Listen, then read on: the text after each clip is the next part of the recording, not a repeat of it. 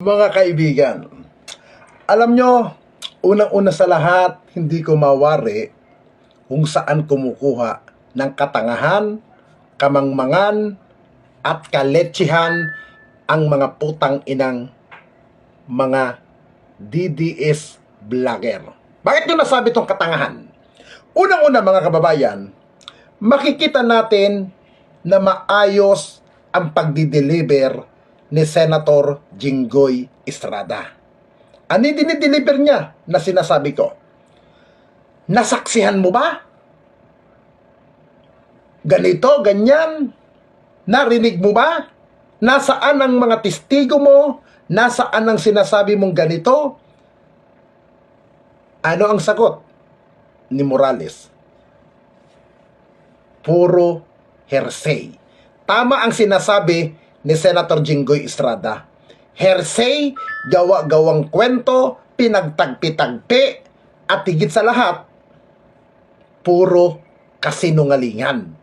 Yan ang ginagawa ni Morales sa Senado. Para saan nga ba ang pinagsasabi niyang yan? Unang-una, sabi niya, PDEA agent siya dati.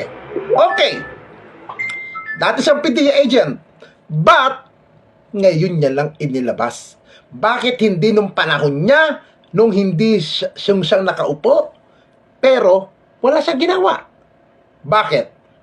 Dahil nga, wala siyang sapat na katibayan. Now, dahil, aminin man hindi naman tayo kahapon lang nagsimula sa political blogger, hindi naman tayo nagsimula sa isang social media defender ng government dahil may taong nasa likod ng ginagawa ni Jonathan Morales para atakihin, pasaringan ng kung ano-ano ang kasalukuyan leadership, kasalukuyan pamumuno ni Pangulong Ferdinand Bongbong Romualdez Marcos. Natural, hindi aanin dyan si Jonathan Morales. Kasi nga, may kontrata. Yan ang katotohanan. Ngayon mga kaibigan, panoodin natin ang matalinong mga sinasabi at mga katanungan na sapul kay Morales. 2024 in her YouTube channel. You said that dadalhin ko sa hukay ang pangalan ng confidential agent. So meaning, sinabi mo ba ito sa interview mo kay Maharlika? Ang sinabi ko, dadalhin ko yung kanyang ano po, no? Yun yung usual po yun, sa totoo lang. Dadalhin mo sa hukay. Itong, sinabi mo ito sa interview with Maharlika. Hindi ko na po matandaan yung exact words na sinabi ko po nun, Your Honor. Please do not. Pero yung... Mag-self-distract ka dito kapag... Mr. Chair. Ito ay recorded lahat. Meron itong sinabi mo na dadalhin ko sa hukay ang pangalan ng confidential informant. Sinabi mo ito, hindi? May sinabi nga ako, Your Honor, doon sa identity na confidential Sagutin informant. mo lang diretso yung sagot Yun po. mo, yung tanong ni Senator Bato. Hindi ko Sinabi lang- mo ba o hindi? Hindi ko lang po matandaan yung exact phrase, Your Honor. Sa press pro sinabi mo ito. May sinabi po ako, pero hindi. Your Honor. To this effect. Meron ako sinabi na babaunin ko sa libingan. Oh, Yung confidentiality, nung identity, nung confidential informant, Your Honor. So meaning, hindi mo talaga ilaglag kahit ano mangyari. Hindi ko ilalaglag yung mismo pagkakakilanlan ng tao. Pero kung tatanungin niyo ako dun sa pangalan, Your Honor, hindi ko matandaan yung pangalan. Yan po, Mr. yun Chair, po, Your Honor. Mr. Chair, let Okay, me... Senator Jinggoy, go ahead. Ano, he remembers all the details, but he does not remember the name of the confidential informant. That is quite absurd. Ano ba? He or she? Your Honor. He or she? Your Babae o Honor, lalaki? Your Honor, yung sinasabi ko po Babae sa inyo, o kung lalaki? bibigyan niyo po ako ng karapatan. Sandali Yan po, lang, ito po yung hinihingi ko sa inyo, sasabihin ko po. Kasi, ang hinihingi ko lang po is garantiya. Kasi, kapag sasabihin ko kung babae o lalaki, madali po siyang matutukoy. Bakit naman madali? Opo, kasi alam mo sa sirkulasyon po eh. Sila po yun eh. Gusto Sila mo, po yun. gusto mo magkaroon ng executive session? Gusto mo sabihin in executive session? Palalabasin namin lahat ng mga tao dito. Ay, dalawa lang, mag-executive session. Yes, Bigyan mo Honor, pagka kayo, pero yung ang pangalan, hindi, pero yung kasarihan, baka sabi ko sa inyo. Kahit hindi na po, bigyan nyo lang po ako ng garantiya na hindi ako ma-incriminate. Yun lang po. Paano ka ma-incriminate na kasalian lang pala sabihin mo eh? How many, anong population ng gender na lalaki o gender na babae sa buong mundo? Your Honor, pagka nagsabi ho ako, masusunod. Wala na magtitiwala sa law enforcement. Oo, Oh, Lalo sa regardless. magbibigay ng Kasi trabaho. ngayon, ikaw ang nasusunog ngayon eh. Kapag hindi mo sasabihin, ikaw ang nasusunog. Ito totoo lang ha, I am giving you advice. Ikaw ang nasusunog ngayon dahil tinatago mo yung identity ng informant mo. I understand your position na ayaw mong ilaglag yung ahinti mo. Hindi makasagot ng diretsyo ang testigo na si Jonathan Morales. Ito nakakatawa mga kaibigan. Dito sa pangalawang pagkakataon na ito, na video na to, dito ka matatawa kung paano nagkaroon ng ulyanin, papaan nakalimot, isang packing shit na masasabi na hindi niya raw matandaan yung mga tao at yung pangyayari na kung saan hindi niya rin maalala yung kung bakit siya nasibak at anong dahilan ng kanyang pagkakasibak sa PNP. Yun ang hindi niya maalala. Pero yung mga sinasabi niyang ganito, ganyan, allegation niya, buong buo ang memory niya, mga kababayan. Kita nyo? Dito natin makikita na gusto lang talaga nilang yariin, ipahiya ang kasalukuyang liderato ni Pangulong Ferdinand Bongbong Marcos. Simple lang naman yan eh. Alam niyo mga kaibigan, dito sa ginawa ni Senator Jinggoy Estrada, pinapakita niya na meron siyang matalino na katanungan. Ako sa katotohanan mga kaibigan, ikinagulat ko ito. Itong mga tanong ni Senator Jinggoy. Alam niyo po mga kaibigan, hindi po maigakila na ako ay isa sa bumakbak kay Senator Jinggoy. Nung panahon ni dating Pangulong Duterte, kung ano-ano yung mga pinagkasabi ko laban kay Senator Jinggoy. At minsan pag nagpe-privilege speech siya nung mga panahon dati, nung panahon ni Pinoy, naiirita ako na parang walang datingan sa akin. Pero ba't ngayon, sabihin na natin, hindi perpekto si Senator Jinggoy, pero ginagampanan niya ngayon ang kanyang trabaho, kanyang tungkulin bilang isang mambabatas ng ating bansa. At nagiging matalino na si Senator Jinggoy at yun naman ay may katotohanan dahil nakikita natin sa kanyang mga gawa at trabaho. Ngayon, pakinggan ulit natin itong mga katanungan ni Senator Jinggoy Estrada about dyan kay Jonathan Morales. Correct? Yes, sir. But when asked during the previous Senate hearing, who were these 7 personnel, you conceded that you cannot even name or remember one. Wala ka naalala. Your Honor, yan pong 7, normally nilalagay po namin yan doon sa pre-ops. At saka doon sa, yung sa And authority. I'm asking you, you cannot remember that even one. Sino po? Yung 7 operatiba, Your Honor? 7 personnel of the PIDEA, Intelligence, yung PIDEA IIS, Intelligence Investigation Service. Paano kung Your Honor wala nakilala? Last hearing daw, the authority to operate provides that, may nagtanong sa'yo, hindi ko alam kung sino, the authority to operate provides that 7 other personnel of the PIDEA Intelligence Investigation Service, or yung tinatawag na IIS, were supposed to join the anti-drug operation against Bongbong Marcos Kabonge. Correct? Am I correct? Your Honor, wala akong natatandaan na ano, no? May Hindi ko nagtanong pa sa hindi inyo ko during ma- the last hearing, may nagtanong pa sa inyo during the last hearing kung sino yung mga 7 personnel ng PIDEA doon. Wala ka naalala, ni isa. Last hearing, Your Honor, wala akong nagtanong sa akin na tungkol po doon sa 7 ano, no? 7 operatiba Sige, po. ako magtatanong sa'yo. Sino itong 7 personnel na ito ng PIDEA? IIS. Nandyan po, Your Honor? Na Senator Jinggoy, maybe you're referring to yung 7 na nag-execute ng affidavit na hindi nangyari yung operations na ginawa nila? Because that was not, wala, I presided that hearing at hindi ko narinig yung sinabi niya na 7 na kasama niya sa operation. Meron ka ba binanggit na Wala, Your Honor, eh. Wala akong natatandaan na nagtanong kayo na sino-sino yung elements. Ang nandyan lang, yung ano, no, kung ano lang po yung entries na nandyan. Okay. You were also saying that when you got dismissed or separated from PIDEA, you left the alleged authority to operate in the pre-operation report at the IIS. Tama ba? Yes, Your Honor, nandun sa opisina. Do you have any proof that you did have to send documents to IIS? Wala. Informal lahat po sa yung ginagawa namin, Your Honor. At nung umalis kami sa doon, nung na-transfer kami, hindi na kami nakabalik, Your Honor, doon sa opisina na yun. Ultimo nga po, yung case folder So, ko na lang. paano, educate me, paano nabanggit ang pangalan ni Presidente, pangalan ni Marcel Soriano, at iba't iba pang Your Honor, ito yung confidential informant na nakunan ko ng statement. At ito, Who is this confidential informant? hindi ko po maalala, Your Honor. Anak ng Sa mga taga- wala. Sa tagal po, Your Alam Honor. mo, ikaw Morales, nagbabanggit ka ng pangalan ng mga personalidad, ultimo pangalan ng presidente, ultimo pangalan ng mga iba't ibang sikat na artista, na wala ka ng ebidensya. Your Honor. Sinasabi, galing sa Your informant. Honor, Sandali yung- lang. Can you just let me finish? Ang sinasabi mo, galing sa informant. Ngayon, ang sinasagot mo sa akin, hindi mo natatandaan kung sino informant mo? Ha? Am I correct? Hindi mo natatandaan? Your Honor. Naninira ka lang ng tao eh. Your Honor, pagpaumanhin niyo po, ako po bilang investigador, kumuha lang po ako ng salaysay. Ang confidential informant po, yung nag-declare. Yun pong lahat ng kanyang testimonya, nireduce ko po yun doon sa kanyang sworn statement.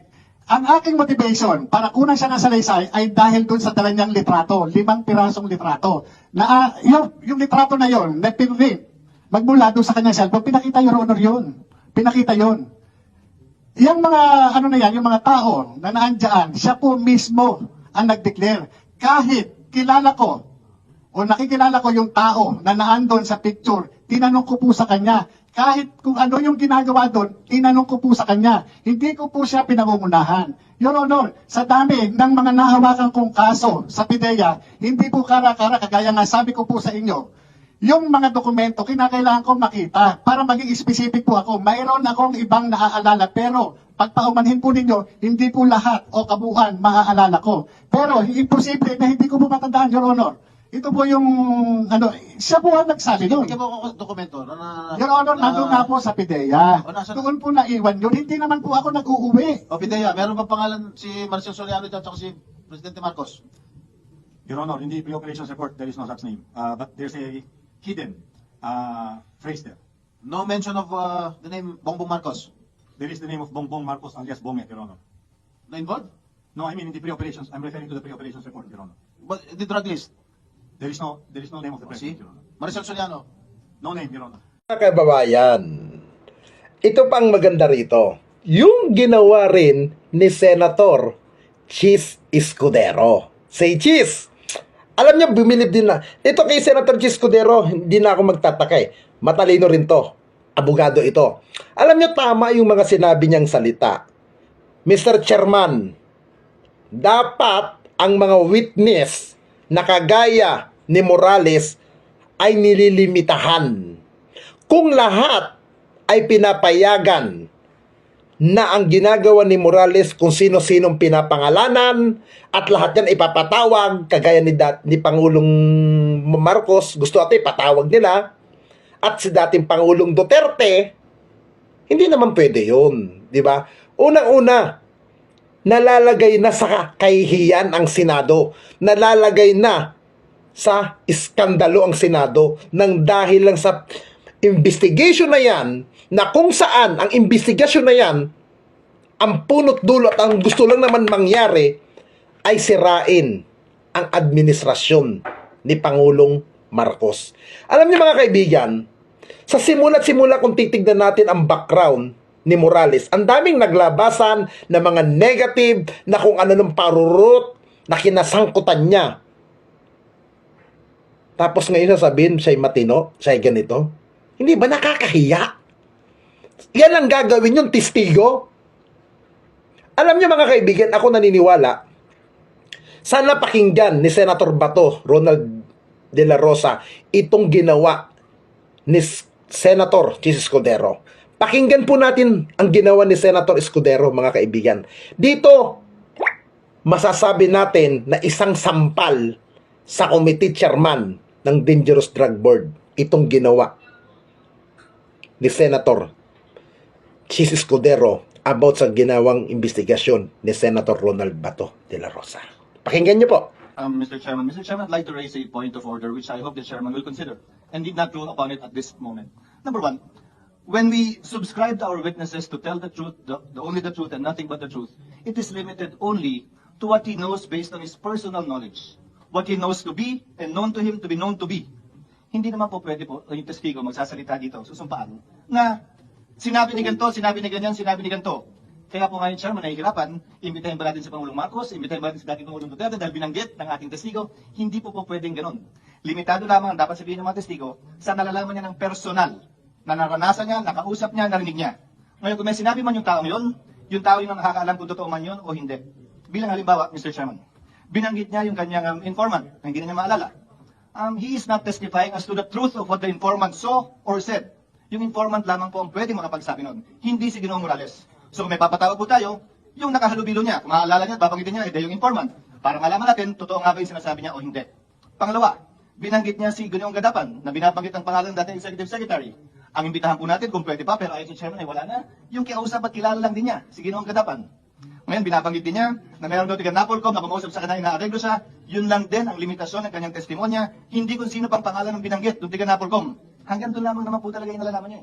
Dahil kung hindi po natin lilimitahan doon, Ginoong Chairman, abutin na po tayo ng Disyembre, hindi po tayo matatapos sa dami ng pangalan binabanggit ng ating testigo sa ngayon. Sunod po, Mr. Chairman, point of order. Narinig ko po yung motu proprio investigation ng Chairman. Sabi po ninyo, yung drug haul sa Batangas at yung PIDEA leaks.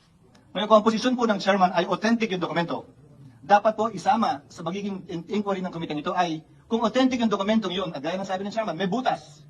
Hindi po ba yung papel? Dapat po sumentro na po ang investigasyon ito. Sino yung bumunot dun sa folder na pinanggalingan ng dokumentong sinasabi ng Chairman na authentic? Ang pangalawang problema po kasi ay hindi lang naman may nag-leak ng confidential na dokumento. Ang issue din po ay sinong bumunot o kumuha ng confidential na dokumentong yun kung kaya't wala na ngayon sa PIDEA, kung nandun man yun simula. Kung hindi yan tinurn-over kay Director Francia, sino man ang nakakuha ng dokumentong yun, sino nga bang bumunot nun, yun ang dapat alamin at malaman ng PIDEA at ng komiteng ito. Naimbitahan natin si Binibining Soriano para tanungin kaugnay nito. Pero ang issue nga natin ay yung Batangas at yung PIDEA leaks. Hindi yung sinasabi dun sa leak mismo. Pwedeng puntahan yun. Pero subject matter na pumarahil yun sa isa pang pagdinig na nakasentro na lamang doon sa bagay na yun. Pero pansamantala, sa issue nito, ang nais po nating malaman, saan galing yung dokumentong lumabas at kung authentic yun sa panahon ng Chairman, nasaan na yun ngayon at sinong bumunot mula sa files ng PIDEA nung file na yun, nung papel na yun, at nung mga litrato at sinong pa ang salaysay nung sinasabi po ni Ginoong Morales na informant po niya, na hindi po niya maalala sa ngayon. Again, yes, for the consideration of the Chairman, Mga kaibigan, sa nakita natin sa ginawa ng dalawang senador na may utak na may isip sa pangunguna ni Senator Jinggoy Estrada at ni Senator Francis Chis Escudero, dito malaking kahihiyan ang inabot ni Morales. Dito basang-basa at dito buking na buking ang mga pinagkasabi ni Morales. At doon sa mga tangat inutil na mga putang ina ninyo na mga DDS na tudok. Ngayon, nung nagsalita nga si Senator Escudero about doon sa hearing kahapon, ayun, pinagpiestahan nila, kinukuyog nila si Senator Escudero, pati si Senator Jinggoy Estrada. Alam nyo, hindi na ako magtataka kung bakit ganyan ang pagkuyog ninyo sa dalawang senador na matalino at nagtatrabaho ng mayos. Kasi, naging part nyo ako dyan. Naging kasama nyo ako dyan sa dating DDS vlogger. Kaya, alam ko na utos sa inyo rin na bakbakin yung dalawa. Kasi nga, hindi nyo napakinabangan si Jinggoy at si Escudero na magiging kakampi ninyo sa investigasyon na naganap kahapon. Ngayon, normal. Atakihin ang lahat ng kumontra at bumasag kay Morales. Huwag tayong magululan, ha? Ako'y naniniwala, mga kaibigan, may taong nasa likod ni Morales. Hindi ko nila babanggitin ang pangalan, pero ito ay hinala ko lamang. Ako'y naniniwala na may taong nasa likod niyan. Ilan pa ba ang dating Pangulo ng bansa natin? Dating Pangulo ng bansa natin, ang buhay pa ngayon. Nandiyan dyan si dating Pangulong Gloria Macapagal Arroyo. Nandiyan dyan si dating Pangulong Erap Estrada, buhay pa yung mama. Nandiyan si dating Pangulong Rodrigo Roa Duterte, na kung saan galit na galit sa kasalukuyan liderato ni Pangulong Bongbong Marcos. Now, sino sa tatlo na to ang pwedeng nasa likod ni Morales?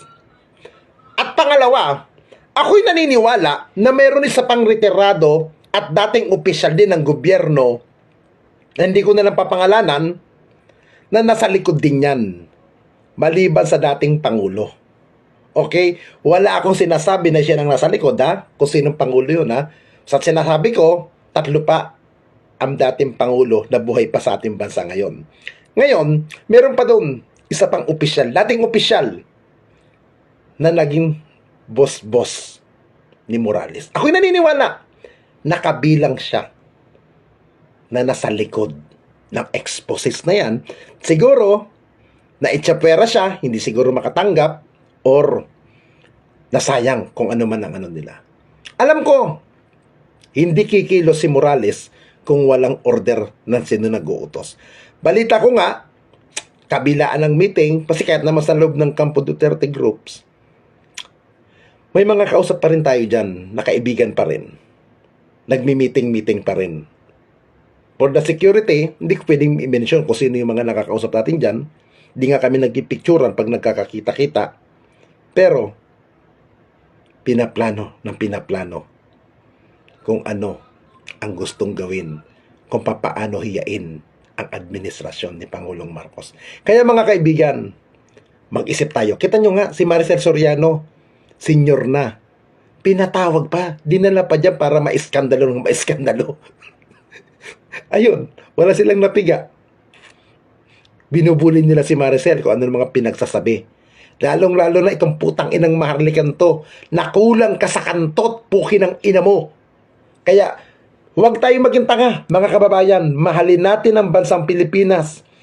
Suportahan natin ang Marcos administration. Magandang araw sa inyo at magandang gabi, mga kababayan. God bless.